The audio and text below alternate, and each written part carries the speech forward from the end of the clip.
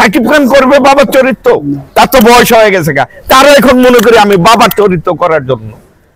শাবনূর মায়ের চরিত্র করার মতো এখন সময় আসছে। মৌসুমী ম্যাডাম মায়ের চরিত্র করুক, তারপর ওমর সানি বাবার চরিত্র করুক, ছবি আবার হিট হবে। ছবি আসবে না কেন? বাবার চরিত্র করতে যায় না। সেই সুপারস্টার চিত্রনায়ক আলমগীর সাহেব অনেক ছবিতে বাবার চরিত্র অভিনয় করছে, আর আপনাদের করলে লেগে যায়, তাই না? করেন, বয়স হয়েছে না? সাকিব খান আপনার বয়স হয়েছে না?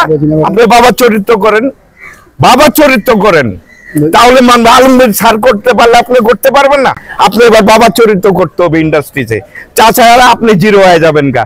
ওই বসে বসে খাইলে জমিদার থাকে না, জমিদারও ফকির হয়ে যায় গা। আমি রাইট?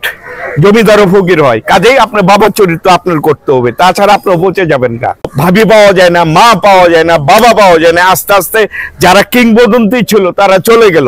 মা, বাবা, ভাবি, মানে বড় ভাই যে চরিত্র করবে, শিল্পী পাওয়া যাচ্ছে না। ইন্ডাস্ট্রিজ কেমনে চলবে বলেন?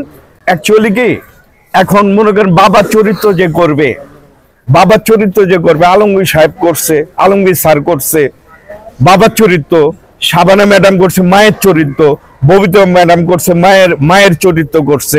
আমি মনে করি যে কিংবদন্তি চলে গেছে, বাবার চরিত্র করার মতন শিল্পী এখন মনে করেন আমি ইন্ডাস্ট্রিতে দেখি না। আপনার মাইন্ড করবেন না, বাবার চরিত্র করার মতন কোন শিল্পী ইন্ডাস্ট্রিজে আমি দেখি না। বুলবুল আহমেদ বাবার চরিত্র করে গেছে, ইন্ডাস্ট্রিজে দেখি না। সো বাবা লাগবে, এই জায়গায় মা লাগবে। আনোয়ারা ম্যাডাম মা করতো, আনোয়ার ম্যাডাম অসুস্থ, ঠিক আছে।